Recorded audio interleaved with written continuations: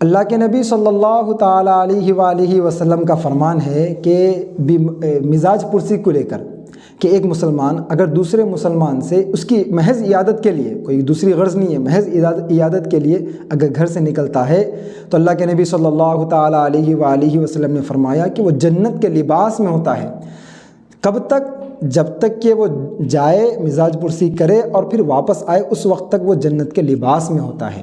ایک دوسری حدیث میں ہے اللہ کے نبی صلی اللہ تعالیٰ علیہ وآلہ وسلم نے فرمایا کہ جو کوئی بندہ کسی ایک مسلمان کے لیے، یعنی کسی مسلمان کے عیادت کے لیے جاتا ہے تو گھر سے نکلنے کے بعد اگر صبح وہ نکلا تو شام تک 70,000 فرشتے اس کے لیے دعا کرتے ہیں، اور پھر اگر شام میں جائے وہ تو صبح تک 70,000 فرشتے اس کے لیے دعا کرتے ہیں۔ حدیث میں صرف دعا کا لفظ آیا۔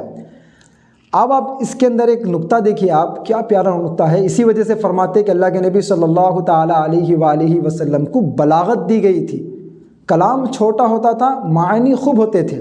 اللہ کے نبی صلی اللہ تعالیٰ علیہ وآلہ وسلم اس حدیث میں صرف دعا کا ذکر کرے لفظ، یعنی فرشتے دعا کرتے ہیں، کس چیز کی دعا کرتے ہیں اس کا ذکر نہیں کرے۔ اب اگر بندہ بیمار ہے تو خود اس کی شفا کے لیے دعا کرتے ہیں، بندہ اگر مقروض ہے تو اس کی قرض ادا ہونے کے لیے دعا کرتے ہیں، اگر بندہ پریشان ہے تو اس کی پریشانی کو دور کرنے کے لیے دعا کرتے ہیں، اگر بندہ خدا سے دور ہے، خدا سے اس کا کنیکشن کمزور ہے تو اس کے کنیکشن کو مضبوط کرنے کے لیے دعا کرتے ہیں۔ تو اللہ کے نبی صلی اللہ تعالیٰ علیہ وآلہ وسلم جو فرمائے کہ اس کے لیے فرشتے دعا کرتے ہیں، کتنے؟ 1 2 3 نہیں، 70,000 فرشتے دعا کرتے ہیں۔ اب اندازہ لگو آپ، اگر نارمل معمولی سا بندے کے بارے میں بھی یہ ہے کہ بھئی التائب کمن لا ذنب لہ، جو بندہ توبہ کرتا ہے تو وہ ایسا ہو جاتا ہے جیسا کہ اس نے کوئی گناہ کیا ہی نہیں۔ کس کے بارے میں بول رہی ہے؟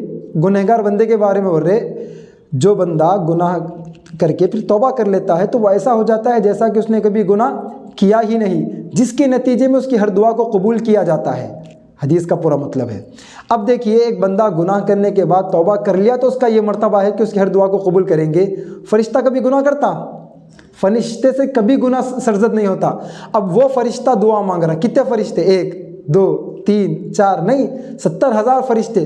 تو ایک فرشتے کی دعا بھی سارے عالم کے نظام کو ہلانے کے لیے کافی ہے، کیونکہ اتنے پاک باز مخلوق ہے وہ۔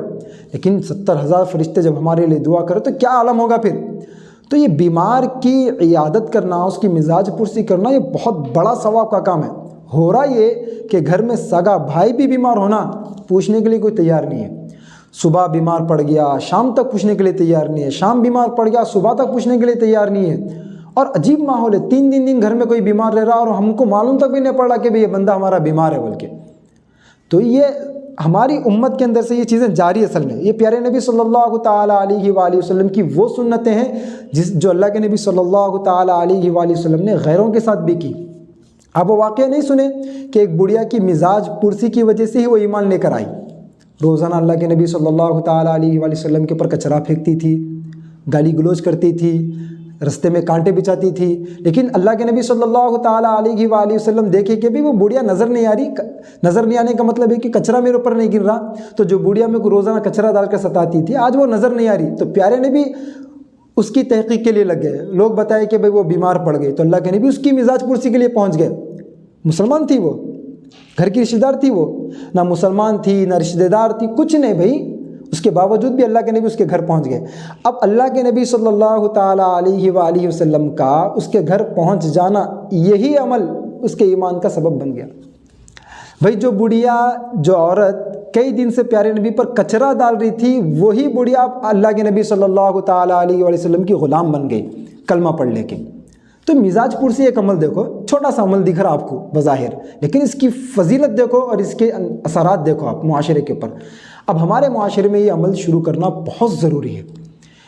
میں آپ کو بتاؤں تو میں اگر سروے کر کے آپ خود دیکھ لیجئے، میں بتاؤں تو کیا آپ لوگ اپنے سروے پہ دیکھ لیجئے، گھر کے بازو پڑوسی رہتا، ہم کو خبر نہیں کہ وہ بیمار ہے، صحت مند ہے، کھانا کھایا نہیں کھایا، کچھ نہیں۔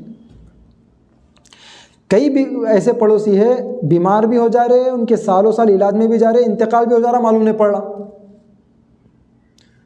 تو یہ عادت ختم کرنا ہے، ہر ایک کی خبر رکھنا چاہیے۔ خبر رکھنے کا مطلب یہ نہیں ہے کہ ان کے ٹوہ میں لگ رہے، ان کے تجسس میں لگ رہے، ایسا نہیں۔ خبر رکھنے کا مطلب یہ ہے کہ بھائی ارے بھائی بندہ بیمار پڑ گیا، میرے اپنے بساط میں، میری اپنی طاقت میں کتنا ان کی مدد کر سکتا ہوں، میں کتنا ان کے ساتھ رہنمائی کر سکتا ہوں۔